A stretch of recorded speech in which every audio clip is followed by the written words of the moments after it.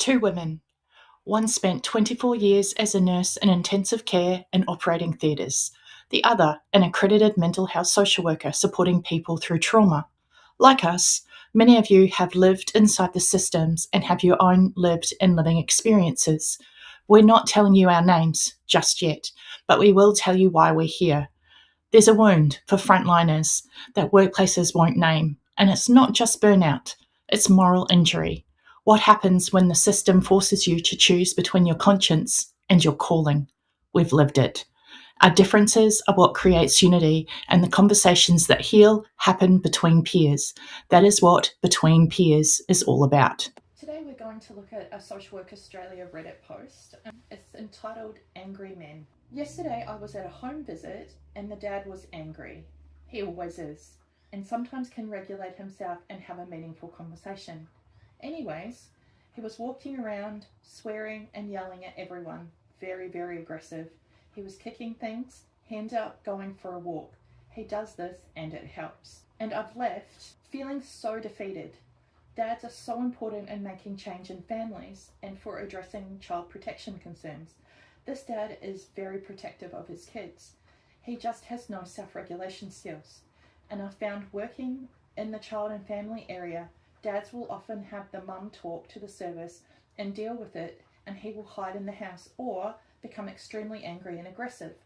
But I'm just thinking, please work with us, because their decision making and role in the family is vital. I also feel myself becoming so afraid when men yell, and it takes away my ability to de-escalate them.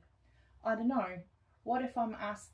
I don't know what I'm asking, but what are your experiences? How do we work with dads that can't self-regulate? What do you do to not be afraid of men who yell and swear? I guess this isn't just about dads, this is about men in general.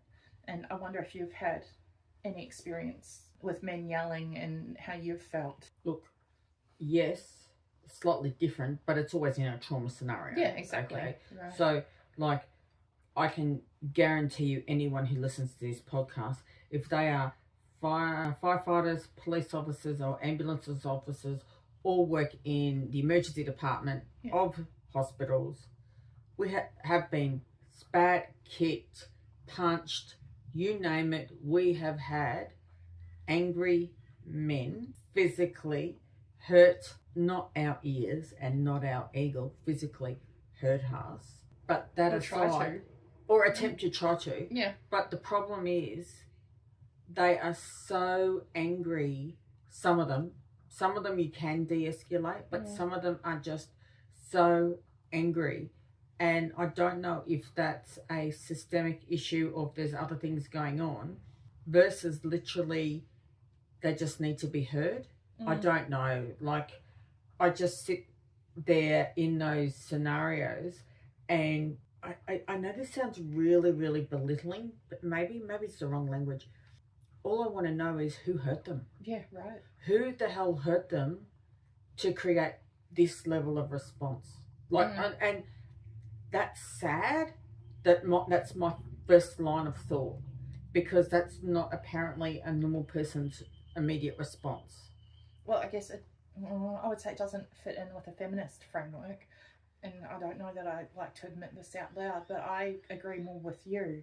I see most behaviours as a trauma trigger.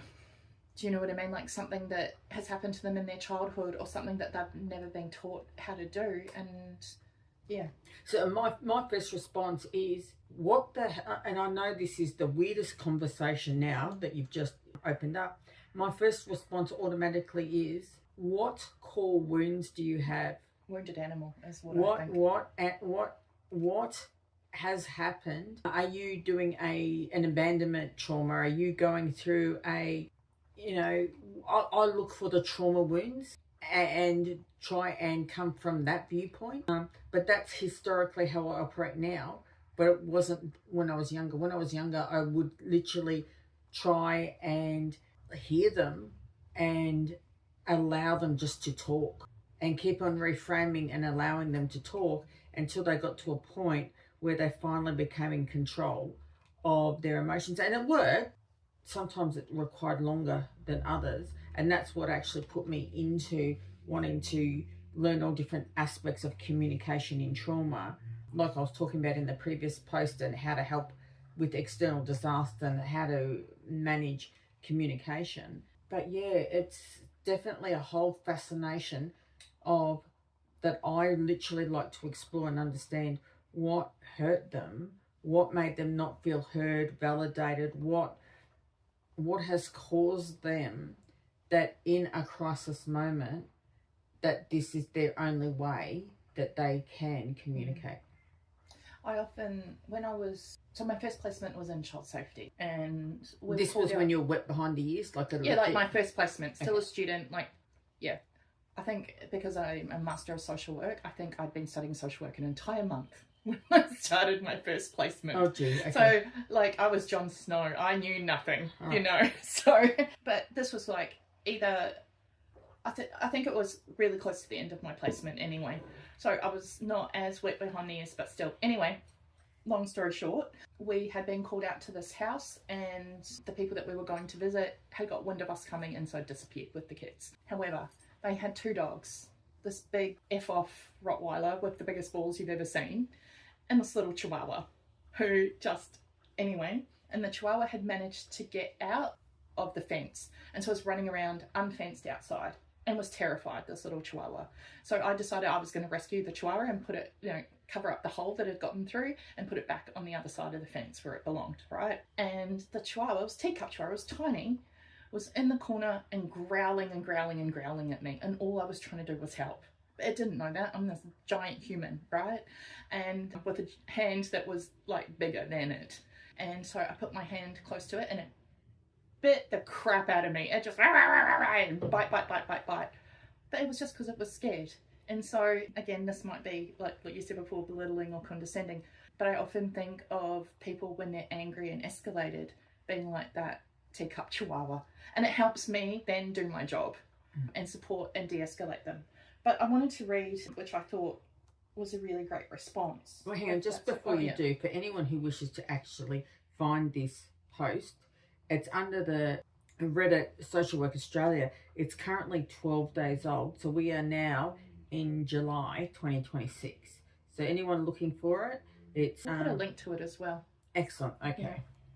So one of the responses to this post was, reading this, I wonder whether the anger is the thing we see, but not necessarily the thing that's driving it, which is sort of what you said before, Dee. You describe him as being very protective of the kids, which suggests there is something to work with.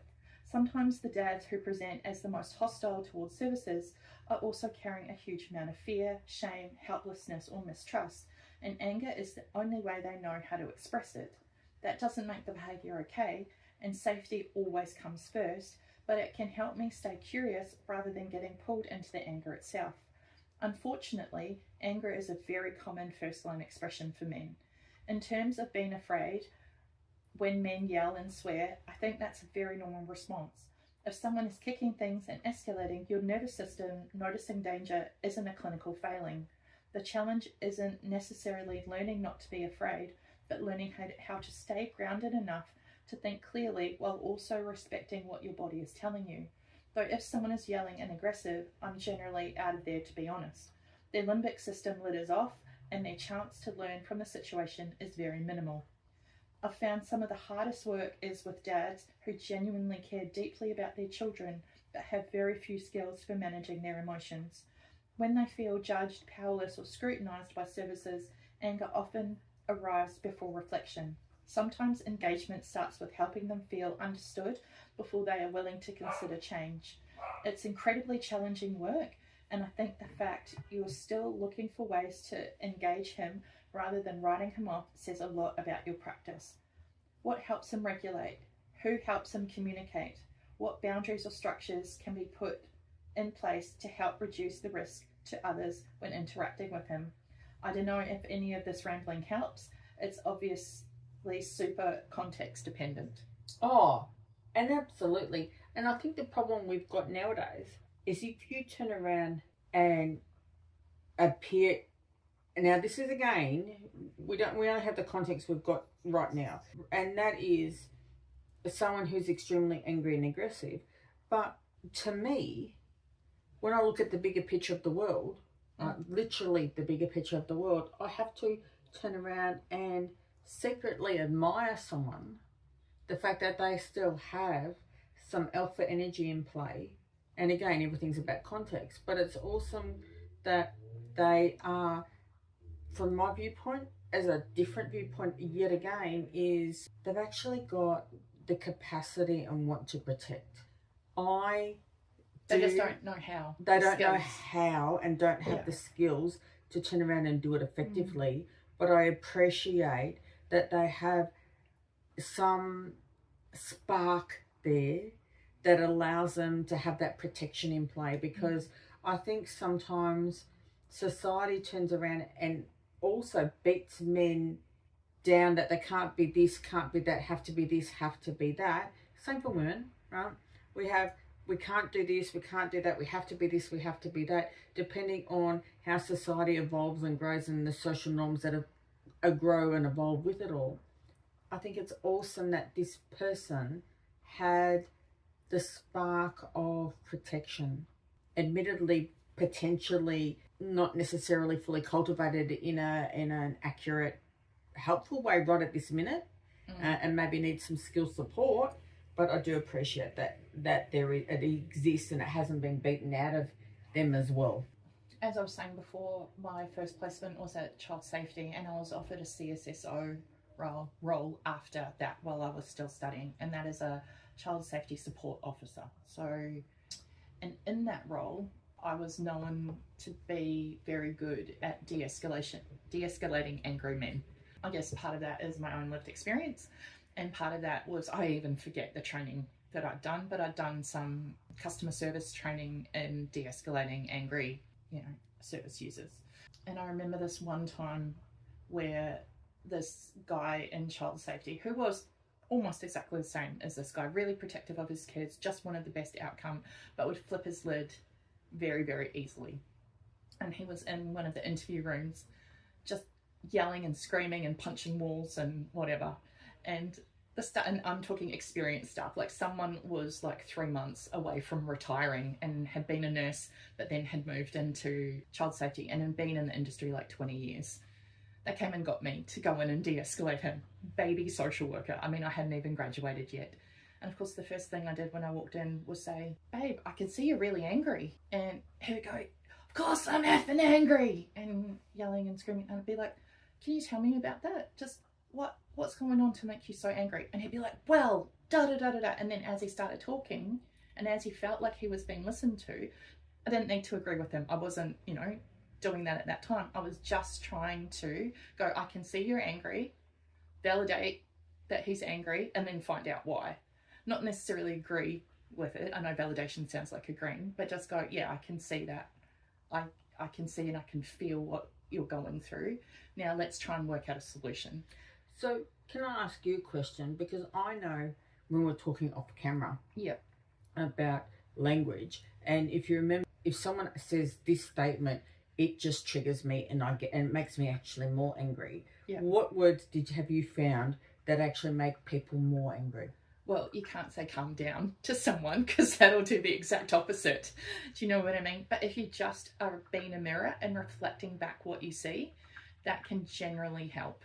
So by me going, "Oh, I can see you're angry, I can hear that you're upset," then they actually go, "Oh, someone's actually noticing me," rather than trying to control me. Because often, like we've said, these people have been through trauma. They might be neurodiverse. The minute you tell someone that's neurodiverse to calm down, they've got, I swear I have to be neurodiverse, because as soon as someone goes, there, calm down, all I turn around and goes, "Ah!" Yeah, right? Most people do. It's like demand avoidance, right? The minute someone says that, it's like, don't you tell me to effing calm down. What do you know? Like how, like you don't know what I'm going through. Yeah, right? Absolutely. So, and it makes people just feel unheard and unseen. And the minute we make people feel heard and seen, then we know that de-escalates the situation, or can. Do you know or think in that sort of scenario, and again, context for goodness sakes, but do you find trying to stay within a tone and pressure of yourself. Like not to be calm, but not to be, don't feed into the heightened energy. Yeah. Okay. Absolutely. Because look, for me, my knowledge is the ripple effect of energy.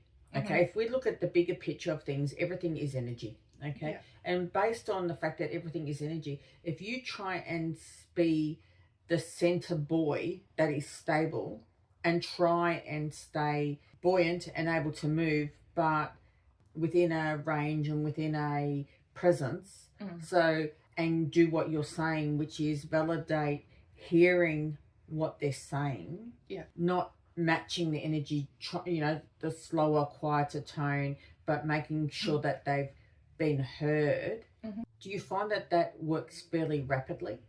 It depends. I mean, there's often some things where it doesn't matter what you're going to do, it's not going to help, and then it's get out of there. Do you know what I mean? Like, think of your own safety first, but absolutely, if you are able to, there's a sweet spot. You can't come in too calm, either, but you cannot, because that's annoying as hell too. Yeah, you need to have look like you've got a degree of pulse. It's just, that's condescending, right? That's what I mean. Like, you can't do that, but you've got to go. There's sort of a firmness to it as well. There needs to be almost a calm alpha energy. Not alpha, that's maybe not the right word. Maybe like a beta energy. Do you know what I mean? Like, you're not trying to dominate them, but you're coming in, you're not the lowest in the pack, because, we are tribal pack animals, right? So you can't go too high. You can't be trying to dominate them or go over them, but you kind of got to go in, like, I'm not threatening, but if push comes to shove, do you know what I mean? Like, I've got some authority. So the wording that came to mind, my little spidey sense of wording, now could be wrong, right? Oh, I could be wrong.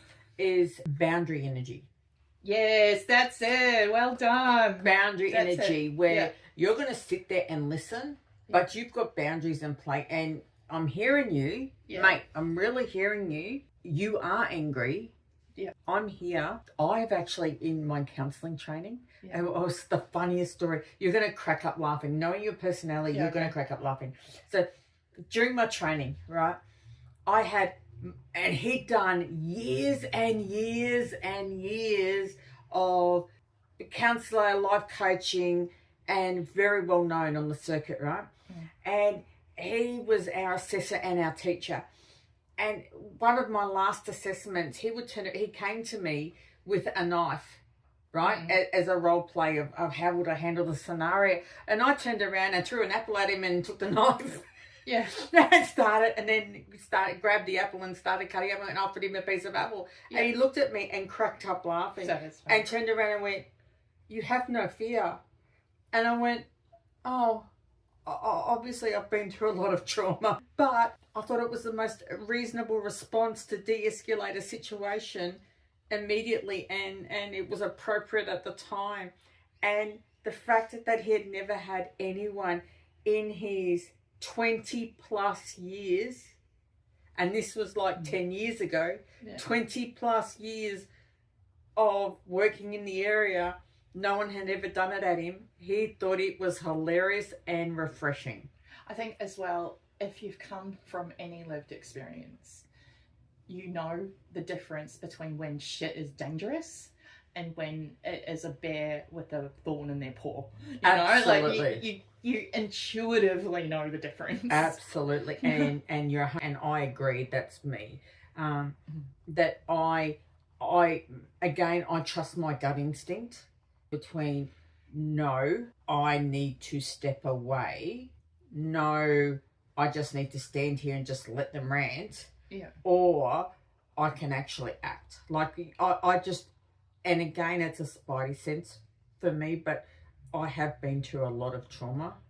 One of my favourite books, and I highly recommend it, although it's a little bit difficult to find now, and it does come with a trigger warning. It is written in the 1990s by a white American man in his 40s, right? So it comes with that trigger warning, but it's about how to tell the difference between real fear and unwarranted anxiety. Oh. And there's a lot of actual lived experience. Like, what he did as a job was that he would support people in California that had been stalked, for example, famous people.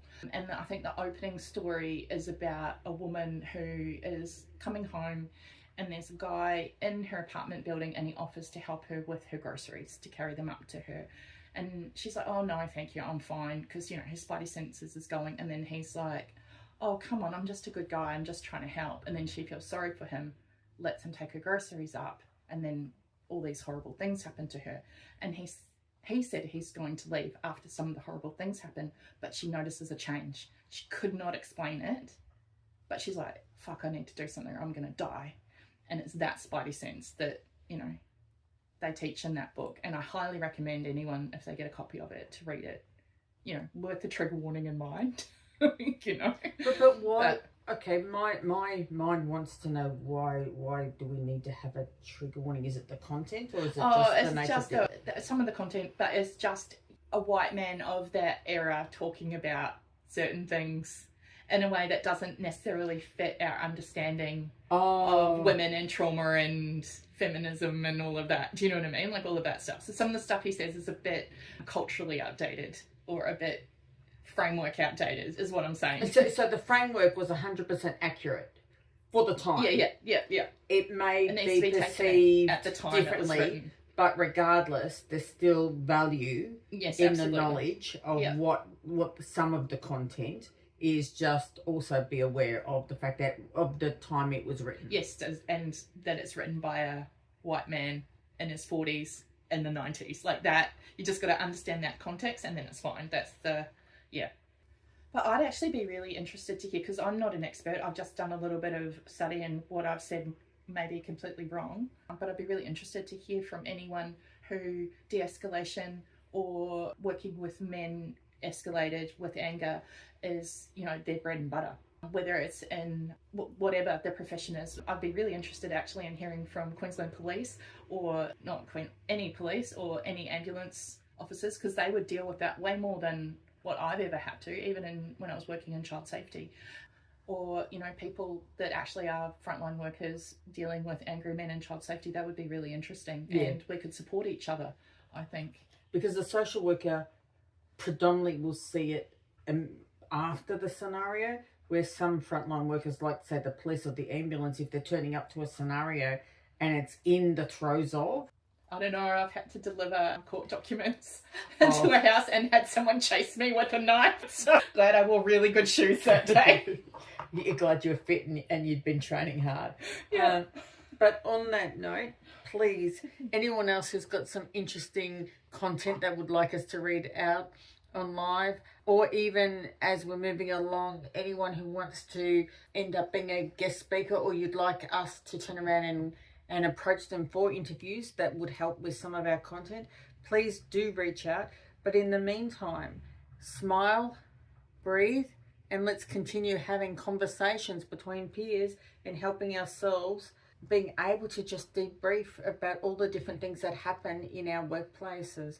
Now, on that note, what's our phone number for Lifeline? 13 11 14. Whoa, you got it right quickly this time. Awesome. All right. See you in the next one, guys.